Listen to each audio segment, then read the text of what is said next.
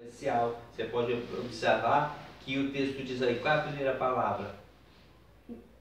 No dia seguinte. No dia seguinte. Então, ele está contando uma história maior, porque ele está dando continuidade. Então, no dia seguinte, naqueles dias, Jesus estava em tal região. Ele estava em Jerusalém, aí ele sai de Jerusalém, depois ele volta para Jerusalém. Então, no dia seguinte, Jesus que já estava em Jerusalém há tantos dias, volta para Jerusalém com fome.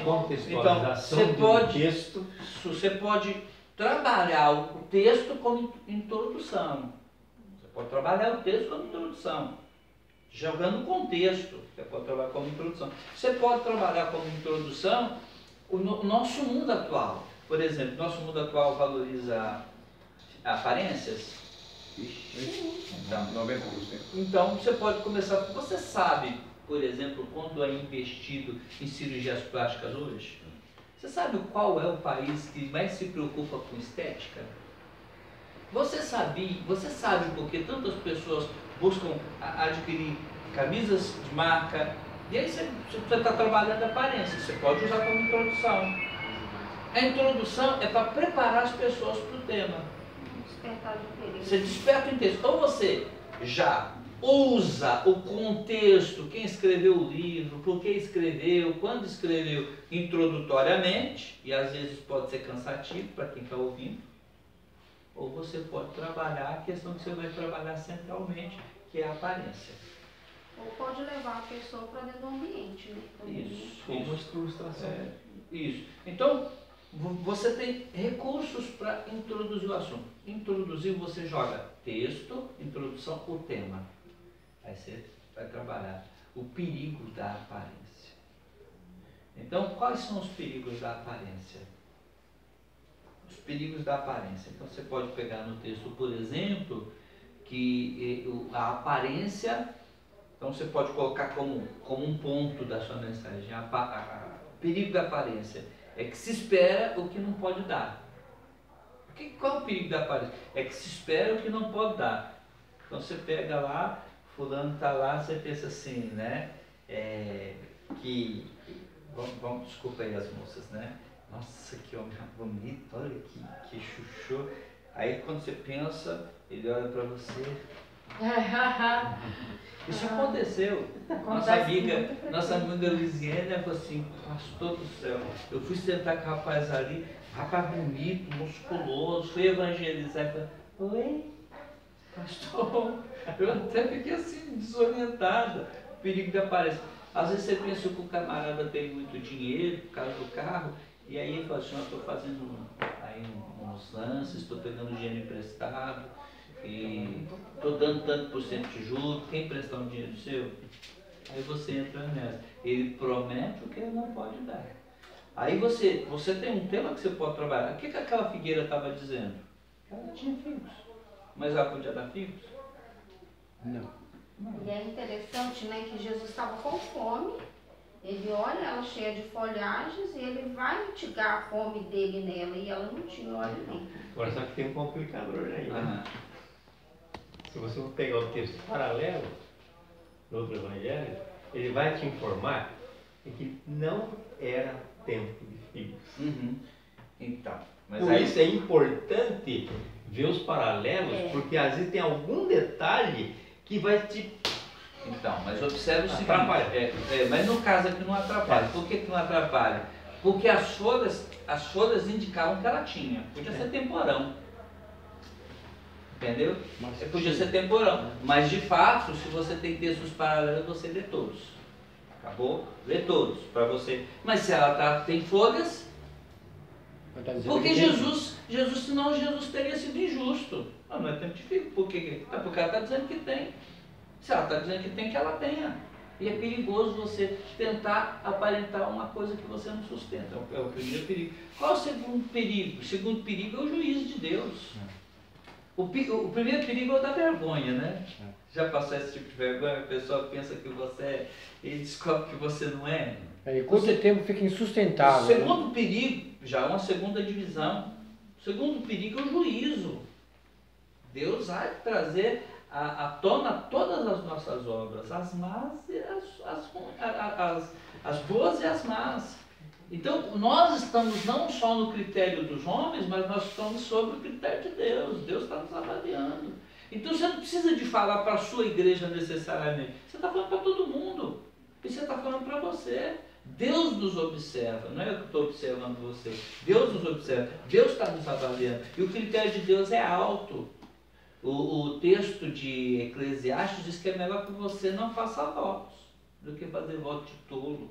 Então, nós estamos sempre sobre uma segunda divisão. O padrão para não sermos pessoas que vivem de aparência, Jesus. Porque os discípulos se admiraram, porque aquilo que Jesus disse, Jesus cumpriu. O que Jesus disse? O que Jesus disse para a figueira? Nunca mais saiu. Nunca mais. A figueira disse, olha, eu tenho figos. Chegou lá? Não tinha. Jesus falou, vai morrer, infeliz. E o que aconteceu? Morreu. Secou. Então Jesus, ele não é de aparência, ele não é só de palavra, ele é de fato e de verdade. Então só um trechinho você tem.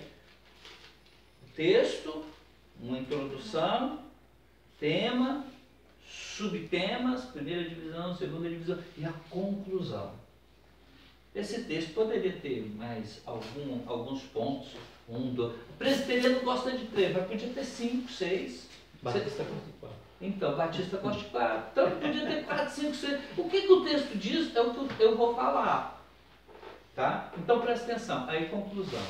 A conclusão, ela tem que ser um retorno a tudo que você falou de forma simples, resumida, para que ele fixar na cabeça. E um desafio para a pessoa, diante de tudo aquilo que ele ouviu, trabalhar a sua vida para um novo redirecionamento. Porque, se não eu ouvir, qual é a importância daquilo para a minha vida? Talvez a conclusão seja um dos pontos mais difíceis para a gente. Porque a gente vai pregando, vai se empolgando, quando chega no final, nem a gente está muito animado a fechar bem. Mas vou dar um exemplo para você. Quem já ouviu pregadores que gostam de caprichar na conclusão? Quem já ouviu pregadores assim? E me cita o nome.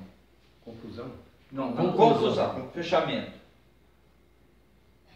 Eu vejo Hernandes Dias. Hernandes Dias Lopes. É. Olha, é interessante que o Hernandes gosta muito de trabalhar. Todos os pregadores têm que trabalhar, mas alguns são... O Hernandes fecha bastante os Uma das pessoas que fecham melhor, na minha opinião, o fechamento dele, na minha opinião, é melhor do que o próprio conteúdo, é o Augustus. Porque ele consegue fazer aplicações para o ouvinte, o presente ali, que está vivenciando aquilo no sentido positivo. O ouvinte ali que está tendo dificuldades quanto àquilo e alguém que está ali e não conhece a Deus. De vez em quando você pega o sermão dele, a conclusão. Então, o que nós podemos extrair disso? Para você que está aqui hoje e está valorizando a estética, cuidado. Talvez você possa aparentar aquilo que você não é e gerar uma decepção. Para você que está vivendo, buscando aparentar o que você não é, você pode gerar no outro expectativas muito grandes que você talvez não possa sustentar. Ele está concluindo. Para você que entende que a vida é mais do que aparência, que você possa cada vez mais olhar para o autor e consumador da fé, Jesus Cristo, para que as pessoas possam ver em você a autenticidade. Continua assim. Então ele está fechando, trazendo os pontos de volta e fazendo aplicação para o auditório dele. Para o cristão que está em crise, para o cristão que não está em crise e para o não crente. Ele gosta demais de fazer isso. Na maioria dos sermões dele, os estudos dele, ele volta lá e essas conclusões são muito fortes. Então, a gente tem, presta atenção, ó, texto, introdução e as divisões para ficar claro o que você quer trabalhar. E a conclusão. A conclusão tem que fazer você voltar ao que foi dito e aplicar aquilo para a sua vida. Isso é um sermão. Que nome você dá esse sermão? Pode ser textual, pode ser expositivo. Pode ser. A gente não vai gastar tempo trabalhando com vocês um a um, porque não é a intenção. Mas para a gente fechar aqui hoje, vocês entenderam sim ou não? Sim ou não? Sim. Tranquilo? Agora, deixa eu fazer um desafio para vocês, então. Que texto você gostaria de trabalhar estudando para a gente fazer um sermão e depois sortear um de vocês para pregar para nós? Nós vamos fazer hoje não, agora, mas a partir de hoje. Você fez essa pergunta, você está lembrando da pergunta dele? Que ele perguntou sobre a questão dos testemunhos no sermão. Tá. Você vai responder hoje ou vai... Não, já falar depois. Não, vamos falar agora. Vamos fechar Só porque depois de repente a gente não tem tempo mais. Só para a gente fechar aqui. Pensa no texto aí. Esse já não O vale texto que mais, vocês né? gostam na Bíblia, o esse texto que texto vocês é o gostam, texto meu você- preferido na E a gente Bíblia. vai trabalhar junto. A gente pode fazer uma reunião para a gente trabalhar junto, conversando. E aqui eu tenho um negócio que eu quero mostrar para vocês que a gente pode usar de recurso, tá? Só para vocês terem uma ideia. O que um pregador deve evitar na hora da pregação? Excesso de experiências pessoais, a não ser que ele já seja de uma certa idade. Então, por exemplo, porque, por exemplo, eu estou novo, você chegou no pastorado hoje, aí você começa, porque eu isso, porque eu aquilo, automaticamente a impressão que dá é de arrogância. Mas o cara dele já está branco de experiência. Mas até ele, dependendo das ilustrações que usar sobre ele, pode aparentar Da arrogância. vaidade, né? Vaidade. Mas é mais fácil aparentar em você do que nele. Porque ele tem bagagem de história. Não é porque, é porque ele já viveu. Imagine você falando lá, meus irmãos, porque, olha, criar filhos é uma coisa muito séria. Criar filhos é uma coisa assim, muito difícil. Alguém pergunta, pastor, quantos filhos o senhor tem? Quantos filhos você tem? Nenhum. Você está entendendo? Agora ele chega e fala assim, olha irmãos, de vez em quando tem que dar uma varada nos meninos. Os meninos são um jogo duro. Se você não dobrar, eles te dobram. Quantos filhos o senhor tem? 3. Você está entendendo a diferença? Ele já vivenciou isso. Então, 6 netos. você pode pegar a experiência dos outros para contar. Mas as experiências, elas são ilustrativas. Elas não são o centro do sermão. O centro do sermão é expor a palavra. É o que a palavra diz. Não são as experiências. Para elucidar, se for complicar. É só para você trazer a clareza de A referência. resposta então depende. Depende, né? Depende. Evite o excesso, né?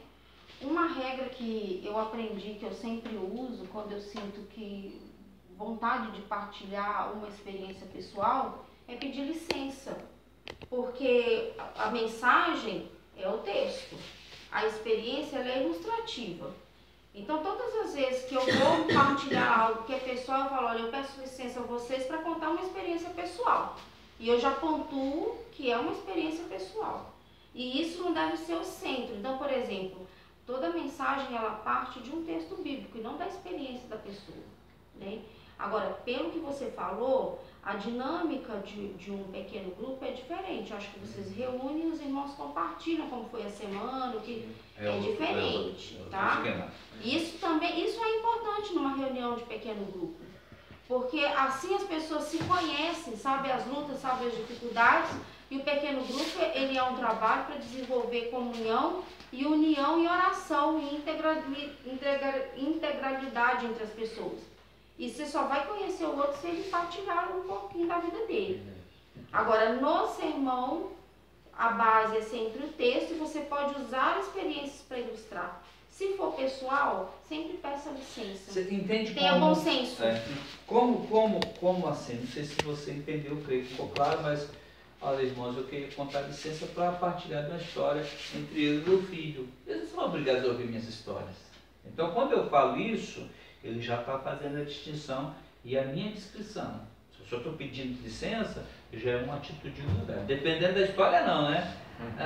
Eu peço licença para contar para vocês da primeira vez que eu fui o máximo. Então, não é aí.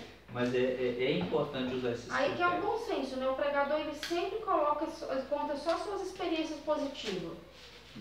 Ele não deve expor sua vida pessoal também. Então, Mas ele também não deve estar lá com uma pessoa que é o máximo, né? Então, dentro disso aí, Deus vai estar te dando discernimento, mas uma dica: evite te ilustrar com história sua. E quando for fazer, peça licença, tá? Sempre. E evite contar suas. Agora, existem momentos que é importante você ilustrar, mas existe. Dica também, o púlpito não é um lugar de você ficar falando de pecados de A a B, não é uma trincheira. Então, por exemplo, eu vou pregar aqui. Estou aqui, né, com vocês. Eu sei que vocês estão cansados. Aí eu vou pregar sobre falta de atenção por causa da fraqueza da fé, por causa da falta...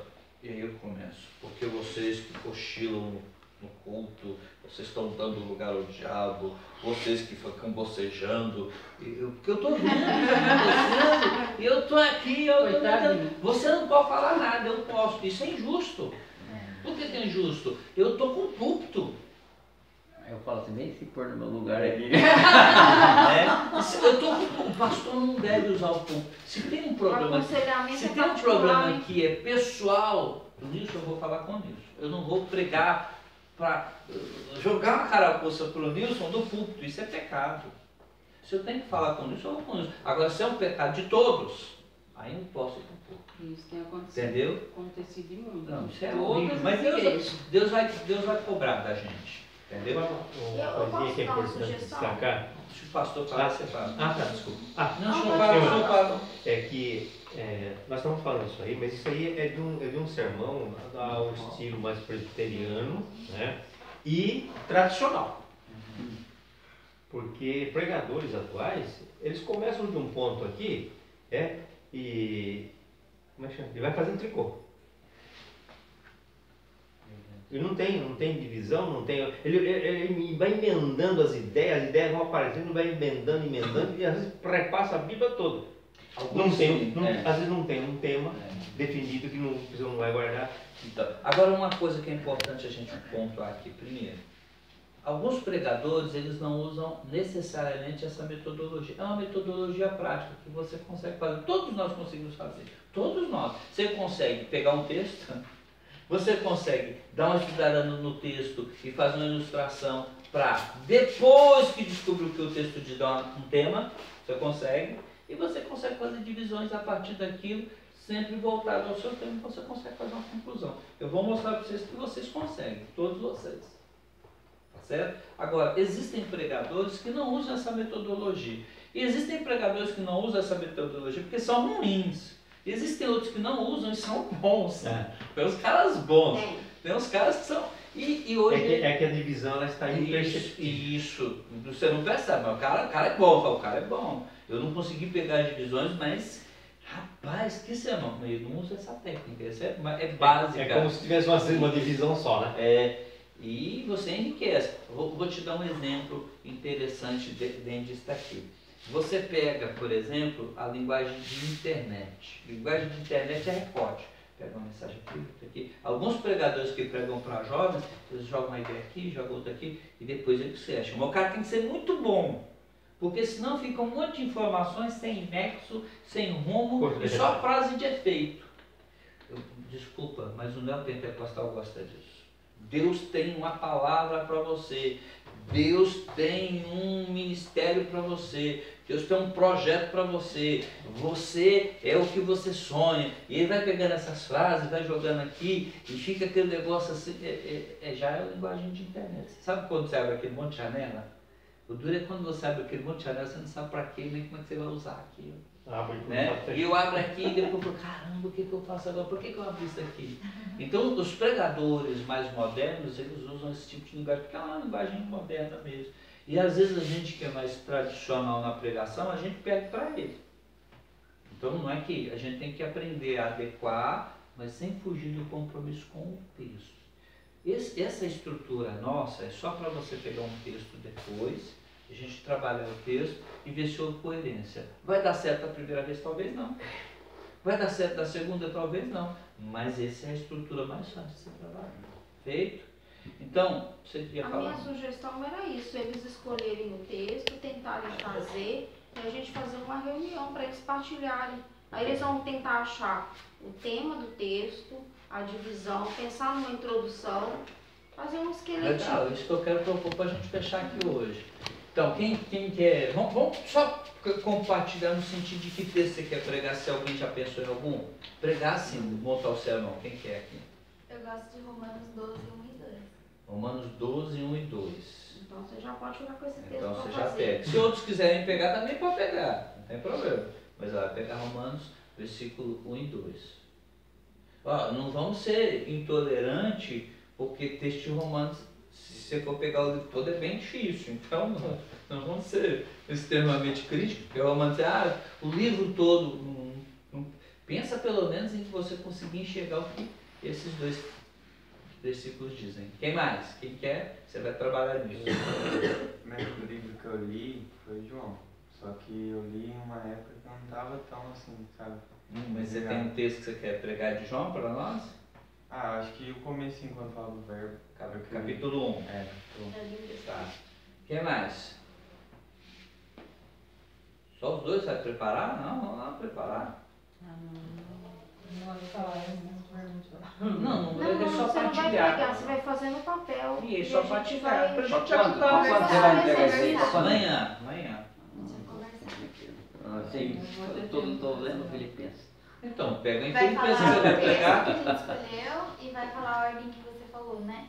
Isso. Vocês vão tentar montar o sermãozinho. Então vocês vão colocar um tema, vão dar um tema de acordo com o texto, vocês vão estudar o texto, aí vocês vão dar divisões para o texto, sabe? Dentro do que a gente tem hoje. A gente não tem comentário bíblico hoje, a gente não tem um monte de coisa. Então, não precisa de pensar, nossa, A pastor, dica eu é, só por exemplo, o faço. pastor deu uma dica importante, pega os textos paralelos. Então, por exemplo, texto de Romano, tem lá na chavezinha bíblica lá da própria Bíblia um outro texto que tem a ver com aquilo ali, a própria Bíblia vai trazer, então você pode usar para somar o Mas não estudo. averigua agora não, tá? Mais alguém? Eu tenho um tema fácil Ah, sobre perdão. Tá. Vou procurar o texto. então. Eu tenho um tema só. Mas Vou aí procurar você- o texto que Um texto Mas- adequado. é um texto adequado. Perdão é assunto. É. Tema é quando você coloca o perdão, então você forma uma proposta. A necessidade do perdão. Né? A grandiosidade do perdão. O seu Perdão? assunto é perdão. Você O vai... assunto é perdão. O tema, se eu fosse fazer um sermão, seria o perdão. Não, acha o texto Então, e deu Então, o texto. eu Aí tenho você que fala, fazer o texto. meu tema é perdão. Aí sim, acha no aqui. texto, beleza. Achei no texto, porque é um tema fácil de eu achar. É. Não vou fazer um negócio difícil que eu não vou achar. Tá, quem mais? Tem que ser isso Que texto o mesmo. senhor vai pregar? Não, eu não. Ô, que texto o senhor vai pregar? Pra você ficar com sono aí. Não, você não vai pregar, você vai ser sorteado ou não. Mas não quer nem pensar em alguma coisa pra você esbolsar, no tempo livre que você tiver. Eu sei que vai ser puxado, mas um texto você poderia tentar. Enquanto Uma ela historinha de pensa. criança. E Eu você? lembro Um de uma texto que eu historinha. uso bastante com as crianças é de Jonas.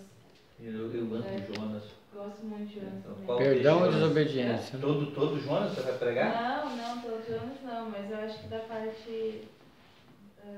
O final de Jonas mesmo, a hora que Capítulo ele tá olhando da cidade. Capítulo 4 de Jonas. Capítulo 4. Vai, Lá na- vai trazer para nós debaixo o da capítulo bobeira, 4. né? Isso. Você, Principalmente. pastor, quer um também? Senhor? Quer um também para ajudar a gente? Mas é covardia. Vai curtir. Não, é para ajudar. Não. Porque quando ele pegar, a gente vai ter dica dele. Não é ajudar, não é comparar. Então, por exemplo, legal isso aqui, é mais para ajudar. E aí ele pode pegar até um que já fez, que fique claro, simples. Não pode ser muito complicado, porque senão a cabeça da gente é um pouco tempo, não dá para a gente complicar. Mas se eu tiver, você. Pode ficar mais uma coisa, ajudar eles a Pode. definir. Ruth, todo Ruth 1, né? Onde queres que for, irei eu, onde quer que for. Você, dona Maria, Eu também? vai pregar em Cantares? Pode ser o Salmo 23? Pode ser o Salmo 23. Você é filipenses?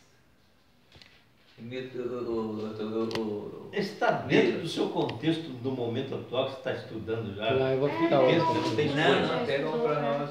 Pega um para nós. Quero ouvir. Livro. Vai, Mino, um texto aí. Mira, Rapaz, esse é o Gênesis 1 problema. ele vai falar. Tem tanta coisa que eu gosto na Bíblia que na hora assim, de escolher eu fico perdido. Foi achado. Então, a ovelha perdida. mira. Ovelha perdida, não. Pelo menos quando me dá o tema, aí de lasca. Então tá, vamos fazer o seguinte. Agora, só para eu fechar aqui, a gente orar e terminar. Eu tenho aqui para vocês, quem quiser e tiver pendrive, esse material. Tem aqui, eu acho que eu tenho mais de 50 mil de livros, R$ 1.000 de livros. Então tem versões da Bíblia, tem comentários do Velho Testamento, comentários do Novo Testamento, material histórico. Resumindo, eu só te dou suas fotos se você me der tudo isso aí.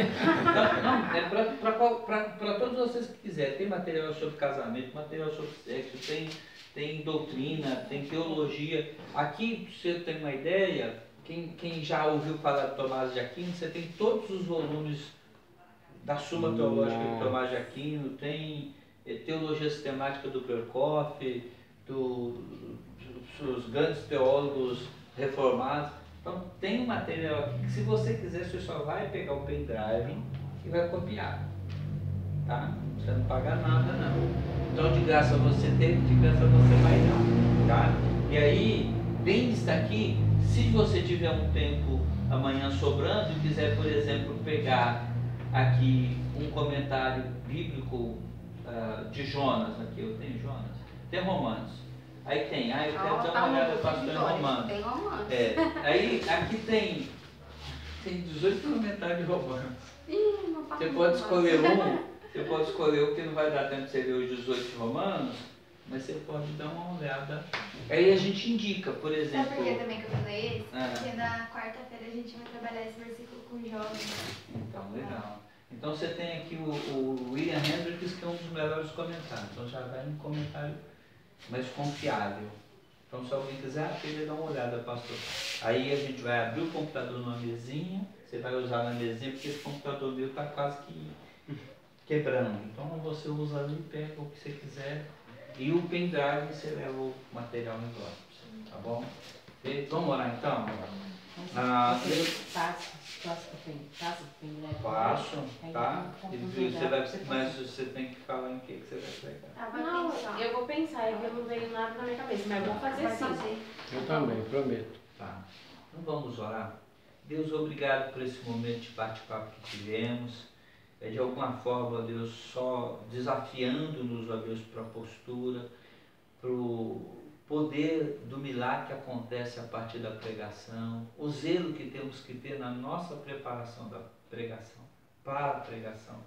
Agora, Deus, que todos tiveram essas pequenas porções de informação, é muita coisa que poderíamos passar, mas eu creio que o essencial já foi passado. Agora que temos essas informações, que o Senhor ministra o coração de cada um, para receber do Senhor, do texto que escolheram, para beberem das Sagradas Escrituras e para do Senhor já receberem a mensagem. Isso já é tudo, Deus. Se vão pregar num púlpito a mensagem de amanhã, se não vão, o que vai acontecer, o que vai gerar depois disso, na verdade não me importa. O que me importa é que o sermão que os produzirem seja dado pelo Teu Santo Espírito a partir da palavra e que aqueça o coração deles. Esse é o alvo. E se o Senhor falar com eles através da Tua palavra e mostrar como manusear bem a Tua palavra, com certeza nós sabemos que outras mensagens virão e que serão grandemente usados e ousados pelo Senhor. Em Cristo Jesus, que seja assim. Amém. Amém. A gente acha um horário e aí a Marília...